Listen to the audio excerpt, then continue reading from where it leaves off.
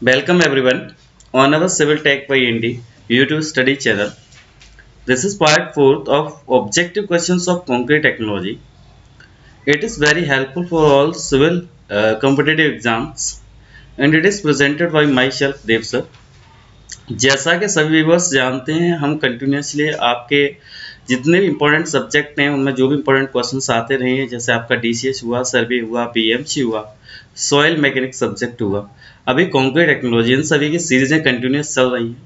Estimation की भी series आपको मिल चुकी है, वो भी सीरीज हमने कंप्लीट कर दी है। तो बेसिकली ये हमारी कॉन्क्रीट टेक्नोलॉजी का पार्ट 4 है, जो कि हम 1, 2 एंड 3 पार्ट डिस्कस कर चुके हैं।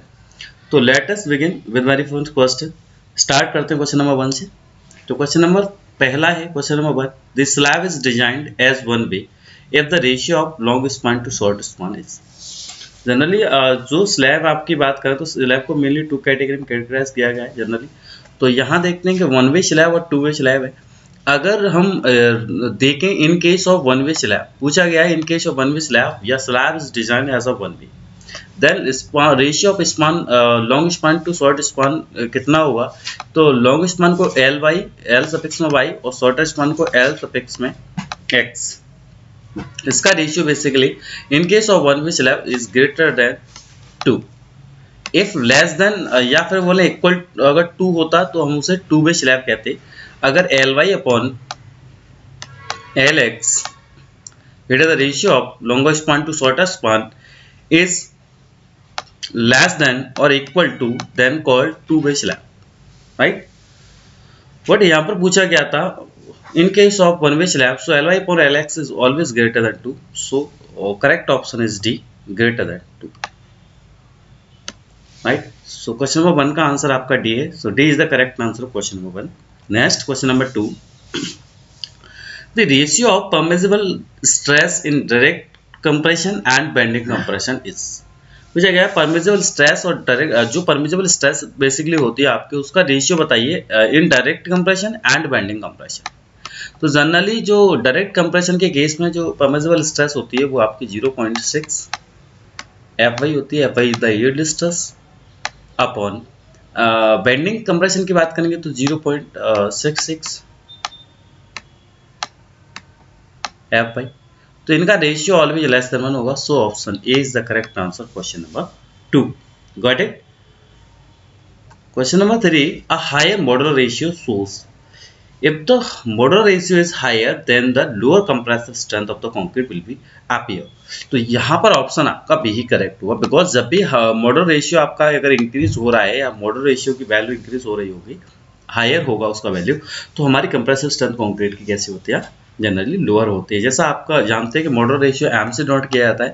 M is equal to basically जो लॉन्ग टर्म मॉडुलर रेशियो होता है वो 280 अपॉन 3 सिग्मा सीबीसी होता है।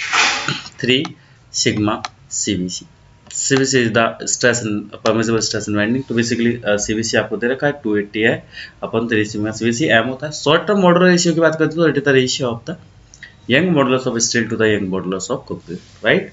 अकॉर्डिंग टू क्वेश्चन बेसिकली जब भी हायर मॉडुलर रेशियो होगा तो यहाँ पर आपका lower compressive strength of concrete होता है। तो option B is the correct answer question number 3। Next question number 4, the average permissible stress in bond for plane was in tension is।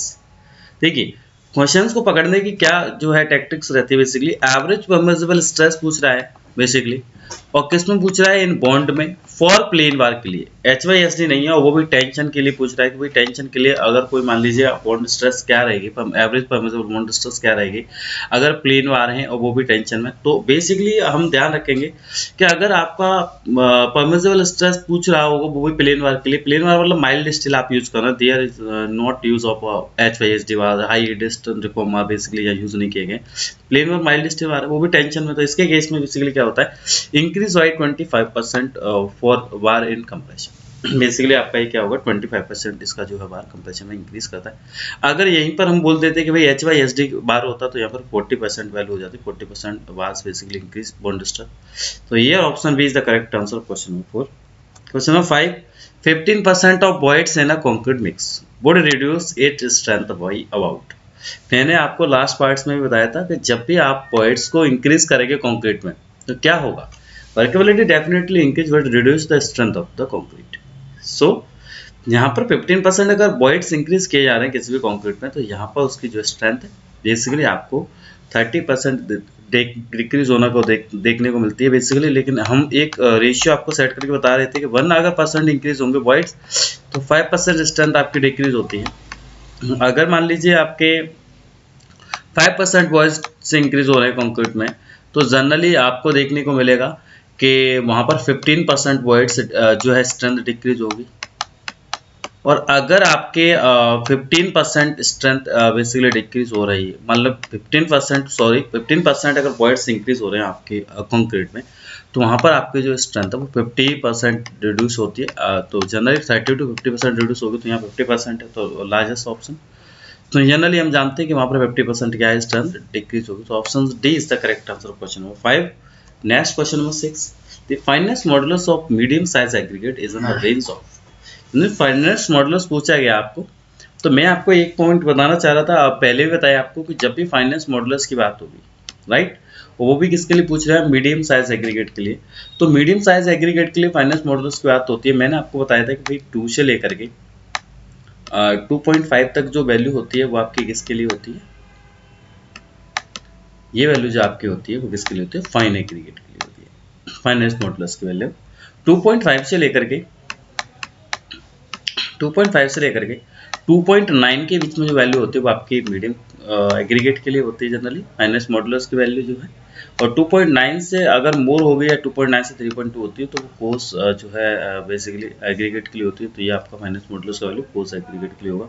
या fine size aggregate के लिए पूछा गया, तो generally option आपका बी करेक्ट है। तो B is the correct answer question number 6। Next question number 7, according to IS 456/1978, minimum cylinders ratio for a long column। ये क्वेश्चन भी मैंने लास्ट टाइम डिस्कस किया था, लेकिन वहाँ पर शॉर्ट कॉलम था, यहाँ पर लॉन्ग कॉलम है। जो स्टूडेंट्स कंटिन्यूसली या जो भी व्यूअर्स हमारे वीडियोस को कंटिन्यूसली देखते हैं, वो पता रहता है उन्हें कि एक क्वेश्चन पर हम कई सारी चीज़ें साथ ही साथ कई सारी उसके रिलेवेंट जो है इन्फॉर्मेशन प्रोवाइड कराते हैं, जैसे क्वेश्चन किसी भी तरह से आ जाए तो आप उसे क्रैक कर पाएँ, सॉल्व कर पाएँ बेसिकली। तो यहाँ पर लॉन्ग कॉलम के लिए पूछा गया, मैंने आपको बताया था कि भाई लेस देन 12 है तो वो शॉर्ट कॉलम होगा, मोर देन 12 होगा तो लॉन्ग कॉलम होगा। अगर कभी ऐसा आता है कि मीडियम कॉलम के लिए पूछ ले देता है, तो ध्यान रखिएगा लेस देन 12 है तो आपका शॉर्ट है, 12 से 18 है तो मीडियम है, मोर देन 18 हो जाता है, इस तरह से तो वहाँ लॉन्ग कॉलम होता है। तो according to this question and जब भी इतने जितने आपके ऑप्शन है ऑप्शन के हिसाब से देखा जाए, तो यहाँ पर आपका क्या है, ऑप्शन बी ही करेक्ट है। तो option B is the correct answer question number 7। Question number 8. The minimum cover in a column should neither be less than the diameter of wall nor less than। Basically आपको पूछा गया minimum cover बताइए, वो case में आपको column में बताना है। तो कॉलम के केस में जो मिनिमम कवर होता है आपको पता है, मैंने बताया था कि minimum cover provide in the column is the 40 mm, 40 mm basically minimum cover provide किया जाता है आपके कॉलम के केस में। Question number 9, working stress design, working stress method design basically permissible bond stress in the case of HYSD bar। देखिए deform बार का मतलब मैंने आपको बताया था, डिफॉर्म बार का मतलब क्या होता है, HYSD bar, HYSD bar is more than that on plane bar by. Plane बार के अगर उसका कंपेरिजन है देन इन प्लेन बार, इसे हटा दीजिए, then in plain bar by. तो इसके लिए जो है 40% बेसिकली मोर होता है वो then that of plain bar. अगर HYSD बार यूज कर रहे हैं, वर्किंग स्ट्रेस में परमिसिबल बॉन्ड स्ट्रेस देख रहे हैं, तो HYSD बार के केस में जो 40% होता है। और प्लेन बार अगर बेसिकली देखा जाए, तो मैंने आपको बताया था कि अगर वर्किंग स्ट्रेस मेथड है प्लेन बार के लिए तो कैरी करता है वो 25% करता है। तो यहाँ पर आपका जो करेक्ट आंसर है वो question number option number D है। तो 40% is the correct answer of question number 9। Next question number 10. The main reason for providing number of reinforcing bars at a support in a simply supported beam is to resist in that zone। Basically आप minimum क्या main reason है, आप basically minimum number of bars provide कराते हैं किसी भी simply supported beam के जो है एंड सपोर्ट पर। तो बेसिकली क्या रजिस्ट करता है, तो बेसिकली बॉन्ड स्ट्रेस रजिस्ट करता है। तो यहाँ पर क्या है, बॉन्ड स्ट्रेस रजिस्ट करेगा। तो option C is the correct answer question number 10। Question number 11, when shear stress exceeds the permissible limit in a slab then it is reduced by. Basically हम किससे देख रहे हैं कि जनरली हमारा कोई परमेजेबल लिमिट से अगर हमारी जो शियर स्ट्रेस है वो एक्सीड कर रही है, when the shear stress exceed the permeable limit in slab, तो बेसिकली किससे रिड्यूस बेसिकली हो रहा है, तो अगर हम देखें then it is reduced by basically increase the depth. जब ये डेप्थ आप इंक्रीज कर देंगे तो क्या होगा, आपका शियर स्ट्रेस एक्सीड हो जाएगा, जो भी आपका जो है स्लैब है उसमें अगर इंक्रीज उसकी डेप्थ कर देंगे तो इसके हिसाब से option A is the correct answer question number 11। Question number 12. The percentage of the reinforcement in case of slab when mild steel bars are used is not less than। देखिए मैंने आपको बताया था कि स्लैब के केस में generally आप जो माइल्ड स्टील की कंडीशन हो गई, HYSD की कंडीशन हो गई, तो वहाँ पर दो क्राइटेरिया आपको समझने का। माइल्ड स्टील के केस में हम 0.15 प्रोवाइड करते हैं और बेड से ग्रॉस एरिया बेसिकली, और HYSD के केस में आप कितना प्रोवाइड करेंगे 0.1। तो according to the question generally option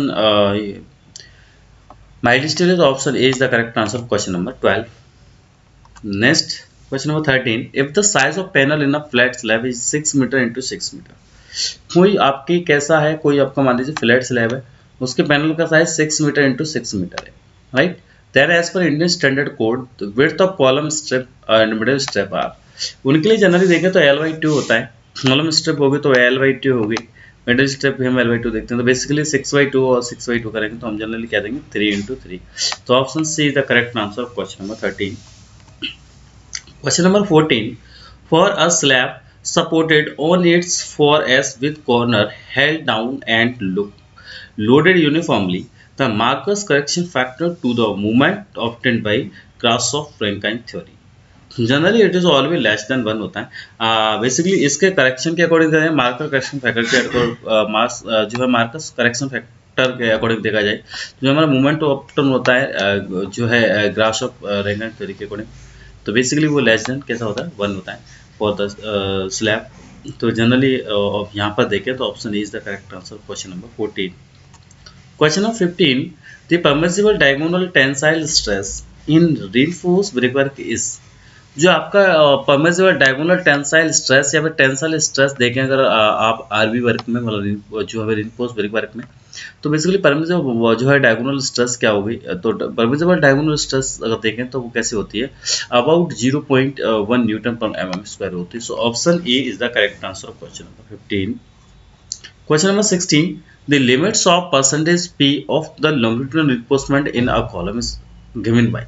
देखिए मैंने बताया था कॉलम के केस में जनरली जो रिइंफोर्समेंट प्रोवाइड करते हैं हम 0.8% से लेकर के बेसिकली कॉलम के लिए बात कर रहे हैं, तो 0.8 से 6% तो होता है। अगर वहीं पर कहीं बीम की बात हो रही तो वो 0.8 से लेकर के 4% होता है। अगर बोलते हैं कि हम मान लीजिए ये तो आपका किसके लिए, कॉलम के लिए है, ये बीम के लिए है। अगर स्लैब के केस की बात करते तो स्लैब में क्या होता, मैंने आपको बताया था कि भाई थिकनेस उसका 1/8 लेते हैं मिनिमम जो है रिइंफोर्समेंट डायमीटर जो भी लेना है आपको। तो जनरली यहाँ पर आपको पता है कि अकॉर्डिंग टू क्वेश्चंस यहाँ पर जो करेक्ट आंसर है वो आपका क्या है, ऑप्शन सी है। तो option see the correct answer question number 16। Question number 17, the minimum diameter of a longitudinal bars in a column. Basically जो कितना मिनिमम डायमीटर का आप बार प्रोवाइड कराएंगे कॉलम में, तो मैंने बताया था आपको कॉलम के केस में 12 mm डायमीटर का आप क्या करेंगे, बार बेसिकली प्रोवाइड कराएंगे, right, in case of column. तो here option C is the correct answer. Column के केस में 12 mm डायमीटर का बार प्रोवाइड कराएंगे अगर ये कॉलम है मान लीजिए, ठीक है। अभी मान लीजिए स्लैब हो तो स्लैब क्या करते हैं, minimum diameter of the main reinforcement provide 1/8 times of the thickness of slab, ठीक। So according to the question option C is the correct answer question number 17। Question number 18, the minimum cover to the tie और spiral should not be less than. देखिए जब भी spiral या tie basically आप दे रहे हैं तो उसके लिए मिनिमम कवर कितने से कितना होना चाहिए, कहीं के इतने से कम हम बेसिकली वहाँ पर कवर प्रोवाइड नहीं करा सकते अगर टाई और स्पाइरल बेसिकली प्रोवाइड करा रहे हैं। तो इसके केस में जनरली वो 25 mm होता है। तो option C is the correct answer question number 18। Question number 19, the load carrying capacity of a helical reinforced column. मान लीजिए लोड कैरिंग कैपेसिटी की बात हो रही है, तो लोड कैरिंग कैपेसिटी अगर देख रहे हैं आप हेलिकल रीइंफोर्स्ड कॉलम में as compare to that of the tie column, मान लीजिए टाई कॉलम का कंपेरिजन कर रहे हैं हेलिकल रिइंफोर्स कॉलम में, बेसिकली जो लोड कैरिंग कैपेसिटी बेसिकली कितना इंक्रीज होता है, बेसिकली मोर होती है। तो यहाँ पर देखें तो यहाँ पर बेसिकली 5% मोर होगी अगर आप स्पेरिकल जो है helical reinforcement column basically compare किया जाए उसका जो है टाई कॉलम से। तो यहाँ पर 5% जो है आपकी लोड कैरिंग कैपेसिटी इंक्रीज हो जाएगी। तो option C is the correct answer question number 19। Question number 20, the diameter of ties in a column should be. Tie का डायमीटर कॉलम में क्या होगा जनरली पूछा जा रहा है। जो आप बेसिकली टाई वाला यूज कर रहे हो, टाई यूज कर रहे हो कॉलम में, बेसिकली उसका जो है डायमीटर क्या रखा जाता है। तो डायमीटर देखिए, एक तो आपको मोर देन 5 mm होता है और कहीं 1/4 of the diameter of the mean bar होगा। तो यहाँ पर हम देख रहे हैं ऑप्शन 1 में क्या था, मोर देन और equal to 1/4 of the diameter of the mean bar. More than नहीं होगा बिकॉज मैं बताता हूँ मोर देन 5 होता है, तो यहाँ पर कोई कंडीशन ही नहीं है भाई, इक्वल कैसे हो जाएगा उसकी 1/4 ऑफ द डायमीटर की, है ना। मोर देन ही होगा उससे, और जनरली मोर देन और इक्वल 5 mm, तो एक ही कंडीशन है यहाँ। क्वेश्चन सी है more than 5 mm but less than 1/4, less than 1/4 नहीं होगा, मोर देन होगा 1/4। तो देखो जनरली कंडीशन में हम जब भी ऑप्शंस को रीड करते हैं तो ऑप्शंस को रीड करते समय ये देखते हैं कि किस ऑप्शन की प्रायोरिटी है, या पर बोला कौन सा ऑप्शन ज्यादा सटीक इसका आंसर है। तो option D is the correct answer because मैंने बताया था कि more than 5 mm and also more than 1/4 of the diameter of the mean bar. So option D is the correct answer question number 20। Thank you weavers. सभी viewers को मैं यही कहना चाहूँगा कि आप सब लोगों का सपोर्ट बस ऐसे ही मिलता रहे। आप सब लोग ज़्यादा से ज़्यादा हमारे चैनल को सब्सक्राइब करें, लाइक करें, शेयर करें। बेसिकली कम टाइम में हम ज़्यादा से ज़्यादा क्वेश्चंस आपको दे पाएँ, इसीलिए ये सारी मेहनत करते हैं। और आपका जो है हम इस तरह से बेसिकली क्वेश्चंस प्रोवाइड कराएं, ऐसे ऐसे क्वेश्चंस प्रोवाइड कराएं जिससे क्या हो आपको ज़्यादा से ज़्यादा बेनिफिट हो पाए और ज़्यादा से ज़्यादा हम लोग इस पर और मेहनत कर पाएँ। अभी 100+ की सीरीज़ चल रही है, नेक्स्ट टाइम पर हम और 200 या 500+ की सीरीज़ भी लेके आने वाले हैं, जो आपको बेहद अच्छी लगेगी और इसमें और अच्छे अच्छे क्वेश्चन होंगे। तो आपका सपोर्ट जरूरी है। अगर आप सपोर्ट करेंगे हमें तो हमें मोटिवेशन मिलता है, आपके सपोर्ट से ही बेसिकली, और हमारा काम जो है हम और काम करने के लिए इच्छुक हो जाते हैं। तो जनरली आप लोगों से बस यही कहना चाहेंगे कि आप हमारे चैनल को सब्सक्राइब करें, लाइक करें, शेयर करें। Take care, thank you, bye bye, जय हिंद, जय भारत।